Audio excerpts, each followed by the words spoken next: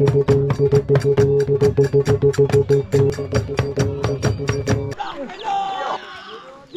องชุมพรบรูหมู่บ้านเสบึกเมืองนองเขตเซาในเขตโดยทุกคนหมู่บ้านนี่พี่น้องเป็นหมู่บ้านนอกจากตัวเมืองหมู่บ้านที่มีสัญญาณโทรศัพท์เดี๋ยวพี่นี่ทางหมู่บ้านนี่แบบใดแน่เขาเจ้าช่องสการพี่น้อง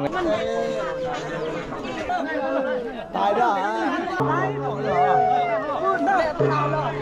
รอบประโยงหรอเดียดหรอ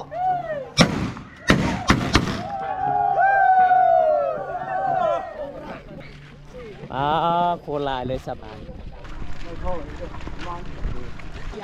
เรื่องอะไรอยากตัด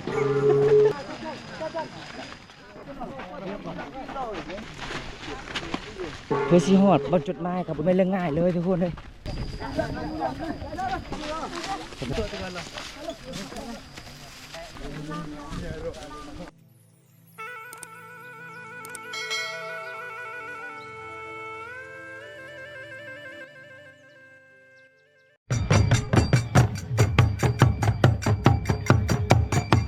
ตอนนี้บรรยากาศยามตอนเช้าเลยทุกคนเลยสาบานกระเจ้ากา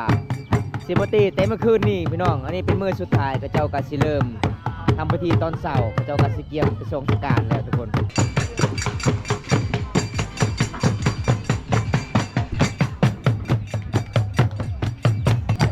อันนี้ฮอจังหวะไวๆอีกทุกคนเลยบอกทุกคนหลังจากกระเจ้าเปิดเสียงเด่นแล้วก็คือทางนี้กระเจ้าก็เท่จังหวะไวๆเร็วๆเลยทุกคนเอาเด็ดเฮ็ด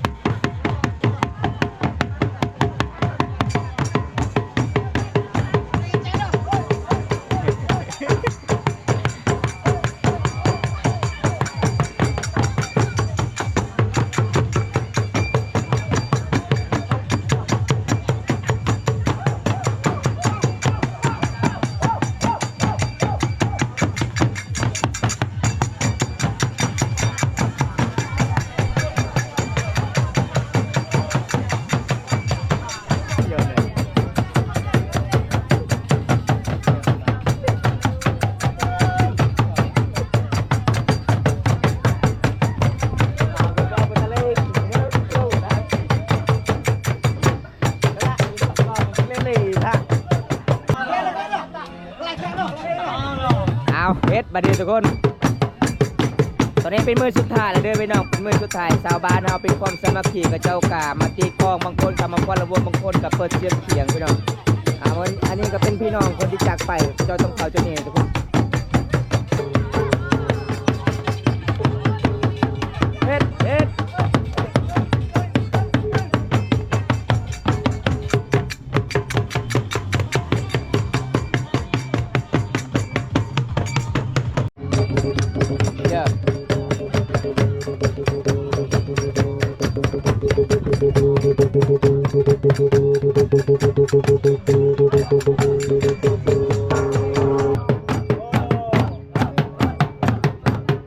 ตอนนี้แม่ก็เจ้ากับกาเกียมเครื่องของทุกคนก็สิฮอดเวลาเลยเด้อพี่น้อง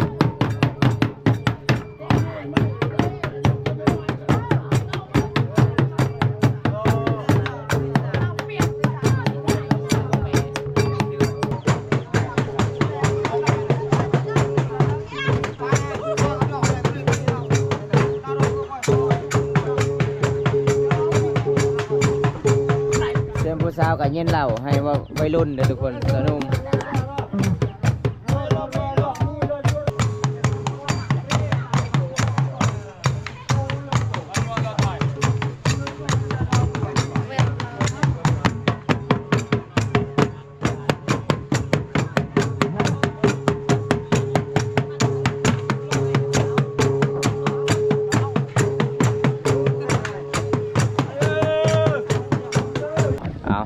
หลังจากที่เขาเจ้า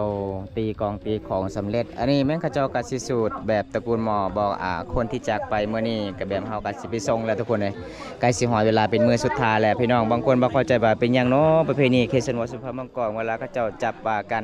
อันนี้เป็นสำคัญที่สุดเด้อทุกคนเลยถ้าเฮาว่าบ่เป็นก็คือคนที่จากไปก็บ่ขึ้นสวรรค์ชั้นป่าทุกคนเลยต้องแบบนี้ล่ะพี่น้องประเพณีชุมเผ่าบรูมังกรเมื่อนี้บำตาสิพา FC ที่ครับส่งอเดประที่ประเพณีหมู่บ้านเสบึกเมืองนองเป็นหมู่บ้านอยู่กับตีนภูเขาและว่าหุบเขาเด้อทุกคน หลังจากกระเจ้าอ้อมสำเร็จแล้วกระเจ้าก็มาตีต่อเลยพี่น้องตีประมาณอีก2 หอบหลังจากนั้นก็คือเฮาก็สิเริ่มหอเวลาประมาณ 10 โมงเฮาก็สิเริ่มไปทิ่มเลยทุกคนไปทิ่มอยู่ป่าสาเลยพี่น้อง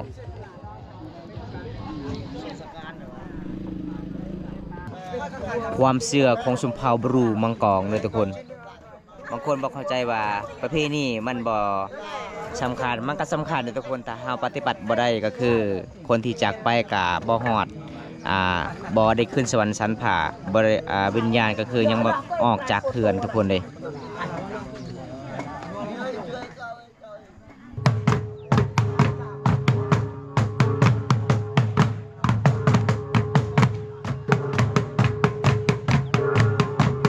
คนตอนนี้ชาวบ้านก็สิเกียมเขื่อทุกคน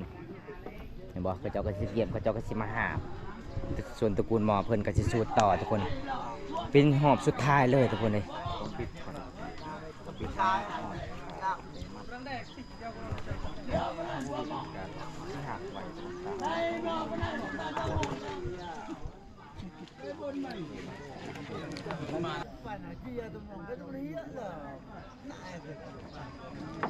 มันสิยากหลายเลยทุกคนประเพณีบ้านเฮาเลยทุกคนเลย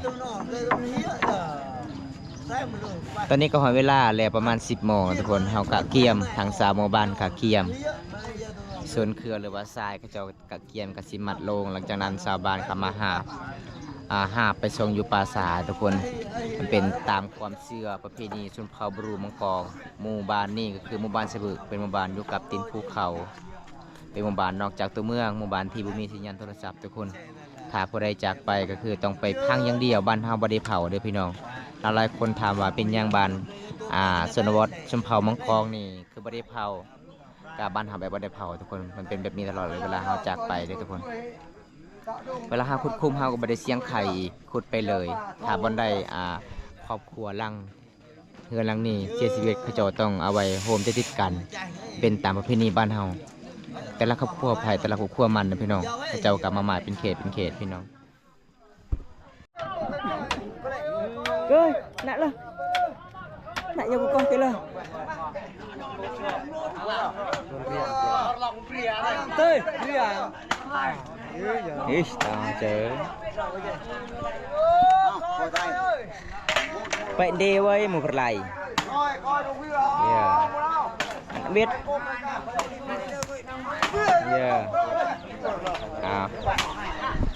เจ้าก็สิเริ่มพิธีสำเร็จไปด้วยดีเจ้าก็สิเริ่มไปส่งทุกคนเลย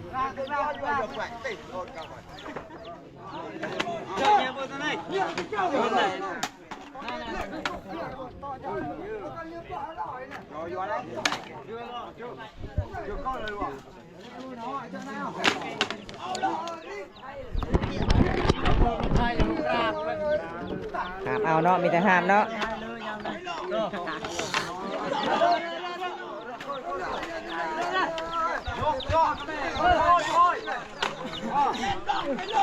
แฮ่เหรอ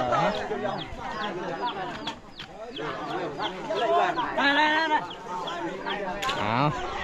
วันนี้ครับแม่เท้ากัดกะเกียมหอเวลาเลยทุกคนเลยจะเริ่มทรงสการแล้วทุกคนเขาก็เสียงห้ามเอาแบบนี้แหละบุมีรถไป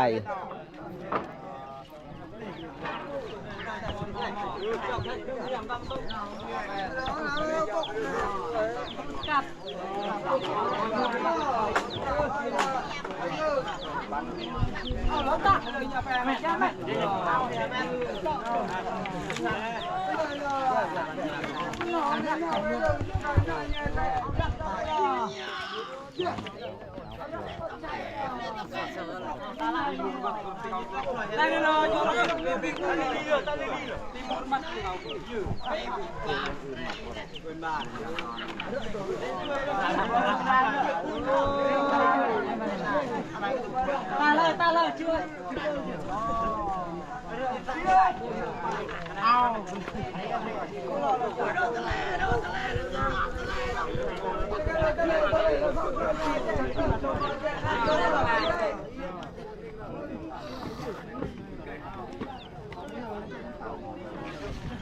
ตอนนี้คือชาวบ้านมาซอยกันนะทุกคนเลย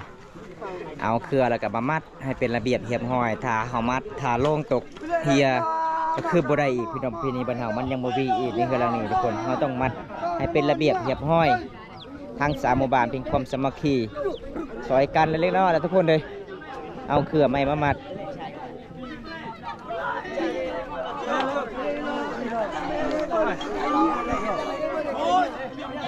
สาวกันเย็นเราให้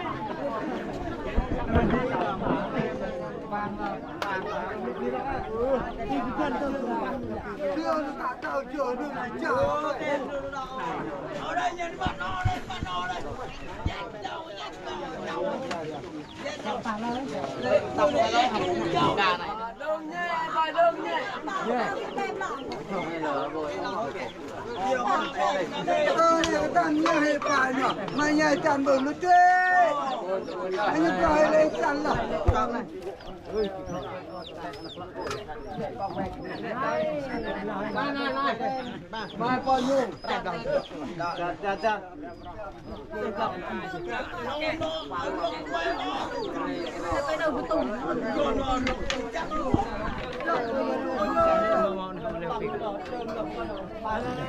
แม่มาสานนี่ก็รอ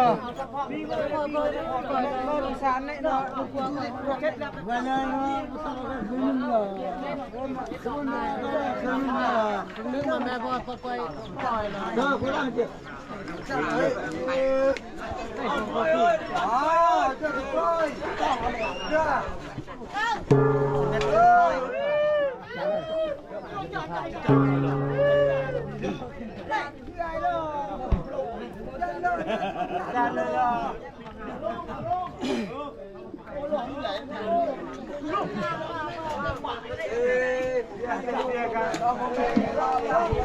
อันนี้มันก็เจ้าแห่แต่เมื่อวานนี่ทุกคนเมื่อวานนี่เขาเจ้าแห่แล้วก็เมื่อคืนนี่อันนี้เป็นมื้อสุดท้ายเดี๋ยวพี่น้องเขาเจ้ากะเกียมเอาเครื่องของ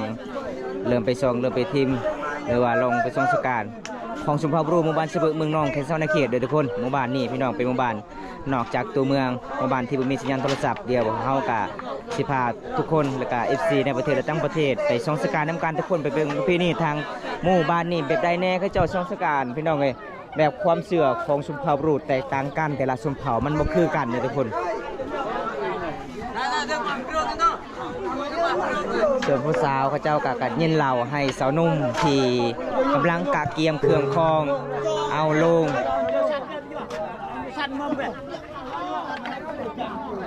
โอ้ยชัดแค่เรายุ่งให้ไปก่อนเ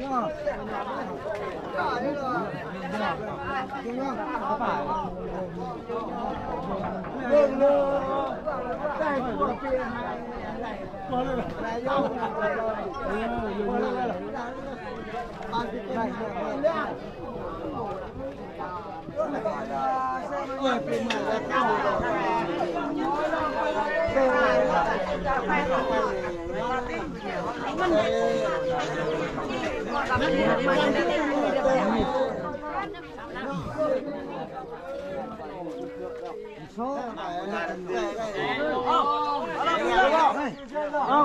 ทุกคนเริ่มไปแล้วเด้อพี่น้องตายได้ตายแล้วไหนหยอกจากร้อนน้ำตู้นั่นยิงไปยิงใช้ปืนเลยตายปืนยิงปืนไหนยิงตลอดไปทุกคนรอบประยงเหรอ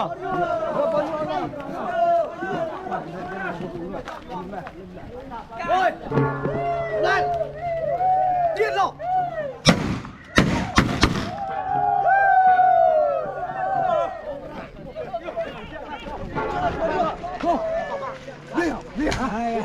ชื่อตลอดเอาสามหมู่บ้านเฮาก็เป็นความสามัคคีแบบนี้แหละพี่น้องเอ้ยบ่ทิมบ่ปะกันถ้า บ่ซอยกันมันก็บ่วิดเหตุอันนี้เป็นหมู่บ้านสะบึเลยทุกคนไปสงสการอยู่ปราสาทคือทางเฮาออกจากหมู่บ้านเข้าสู่เมืองนอกทุกคนเส้นทางนี้ทุกคน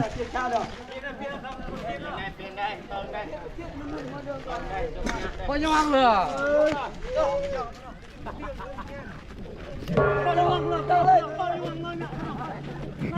อย่าไปร้องประตูอย่าก็จะยานเรื่องอย่าไป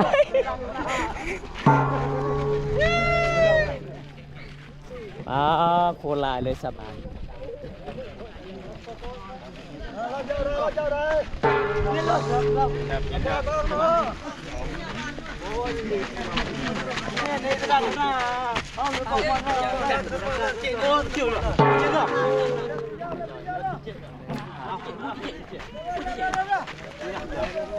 สอยกันเปลี่ยน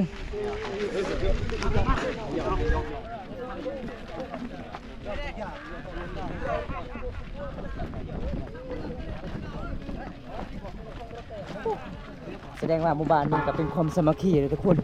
เห็นบ่เขาเจ้ากะมาหลายๆคนเลยพี่น้องเห็นบ่เป็นคนสามัคคีเลยทุกคนขาเฮากะ4-5 โลกะเมื่อยหมู่เมื่อยครับต้องเปลี่ยนกันตลอดทุกคนสลับซับซ้อนกัน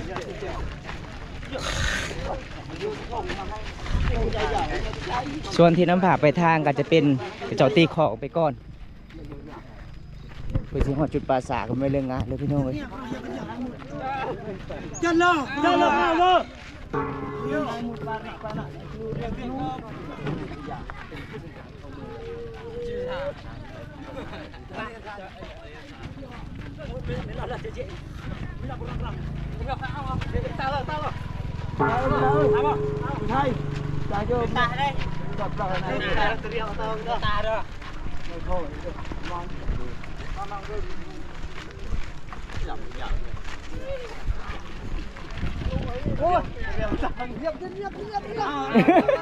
บ่ไหวแล้ว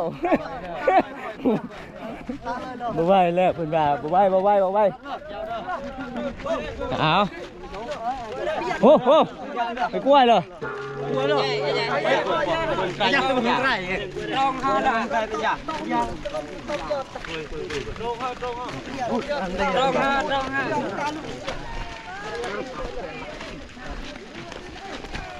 เอาเปลี่ยนกันซอยกันเล็กแล้วน้อยตอนนี้ก็สิหัวปราสาทเลยทุกคนเลยหัวปราสาทแล้วสาบานเขาเจ้ามาแล้วลาเลยทาง3 หมู่บ้านหมู่บ้านนี้ก็เป็นหมู่บ้านที่หลายที่สุดเลยพี่น้อง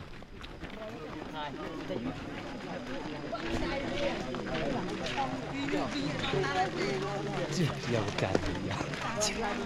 เรื่องอยากกันคนดูเจอจัดเอาปราสาทเลยทุกคนตัวนี้ก็หอดปราสาทนี่ก็คือทางบ้านสุดคนทางนั้นก็จะเป็นบ้านดอนบ้านระยวงทุกคนถ้าพอได้คนจากไปเราต้องไปช่องชุดนี้ตลอดเลยเห็นป่ะอันนี้คือปราสาทเลยปราสาททางรถก็คืออยู่กลางปราสาทเลยทุกคนในการไปมาย่ำค่ำคืนนี่ก็โอ้ยพี่น้องโคตรเสียวเลยทุกคน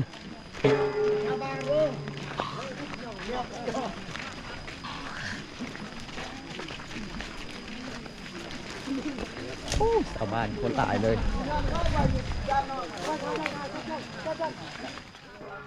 สมัครขี้ลายเลยชาวบ้านนี่ทุกคนเลย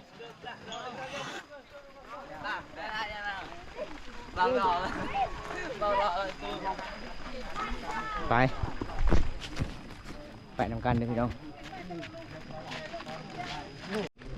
มันดีเปิดมันได้เปิด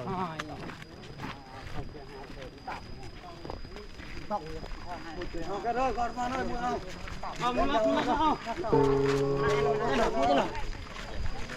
เปลี่ยนเอาลองมือเอาหลบมานานเลยแต่หนูว่าเลยกี่ไม่เลยเปลี่ยนยานเรียบเรายาวมือเอาในยาว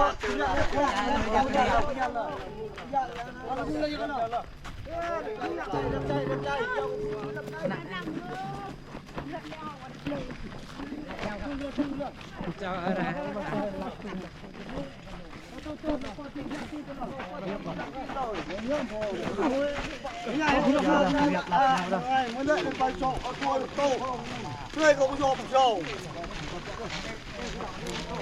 พื่อเสียหอดบอลจุดเขาเจ้าไปช่องกันไกลขนาดเลยทุกคน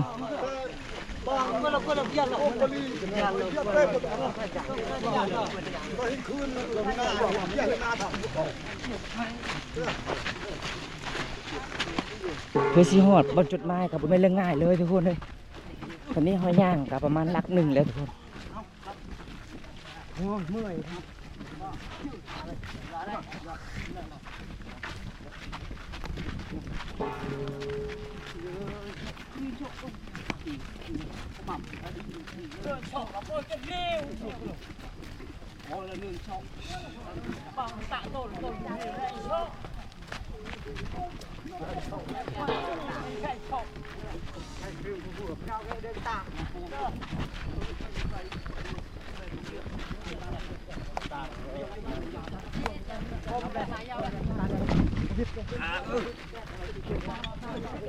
นายปีเงอะตาฮะเวลาอะไรผมมาไปดี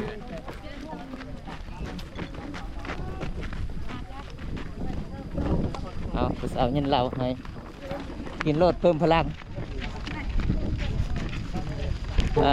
สาวเอาก็มายันเราเด้อทุกคน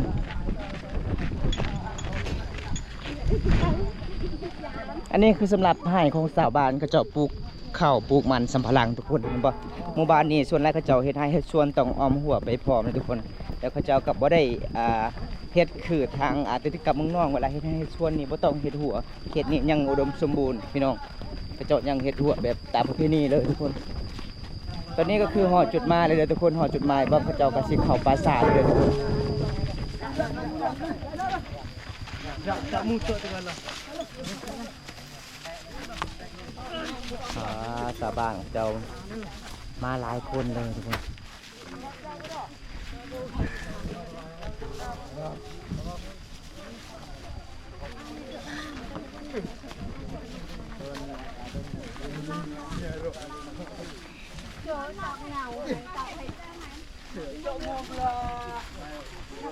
มันยังไงขับรถเป็นน้ำไปเจาะไอ้ที่เจาะอันนี้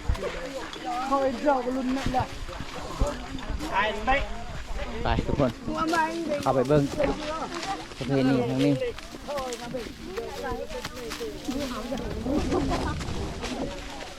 ทั้งสามหมู่บ้านเลยเขาเจาะนี่ก็แม่นนะทุกคนนี่บอทุกคนจุดนี้ก็แม่นเบิดเลยพี่น้อง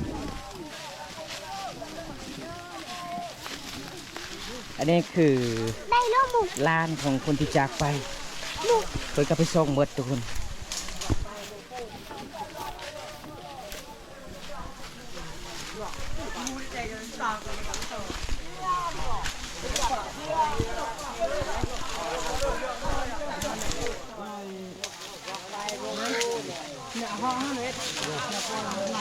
ตอนนี้ก็มาฮอดแล้วพี่น้องมาฮอดบรรจุเขาเจ้าก็ไปส่งเลยเด้อทุกคน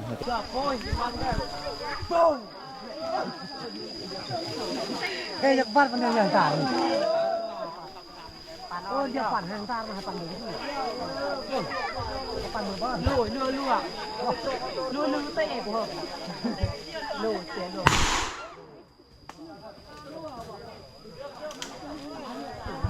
ทำลางเก็บเด็กทำลางเก็บบอลชอบก็ไหนเสียงอันเยอะไงครับเจ๊อย่างมันฮักเก็บครับพี่ยืนที่มันไม่ได้ที่ไหนป้าเก็บบ้าตา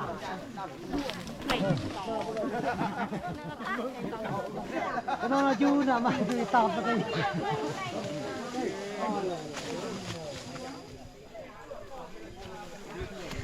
อ๋อแล้วตัดติด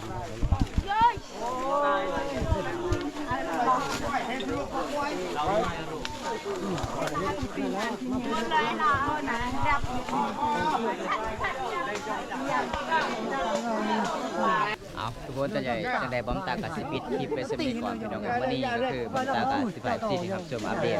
ไปเจ้าทรงสกัดในหมู่บ้านที่อยู่กับตีนภูเขาหมู่บ้านนี้ถ้ามีสัญญาณโทรศัพท์อันนี้เป็น คือเป็นมือที่2ทุกคนในเขาเจ้ามาตีของแต่เมื่อวานนี้ได้เป็นมือสุดท้ายเขาเจ้ากลับไปส่งอยู่ปราสาทจุดนี้พี่น้องเลยเวลาคนเสียชีวิตหรือว่าคนจากไปในหมู่บ้านเฮาต้องส่งปราสาทในจุดนี้เลยทุกคนบอมตาการสิปิดไว้สำนี้ก่อนถ้าบ่ได้รับชมคลิปนี้แล้วก็อย่าลืมฝากกดไลค์กดแชร์กดติดตามหากเป็นกำลังใจบอมตาให้คลิปต้นต่อไปเด้อพี่น้องคลิปหน้าก็พบกันใหม่ทุกคนขอกล่าวคำว่าสวัสดีครับผมไปกันเด้อทุกคนบ๊ายบาย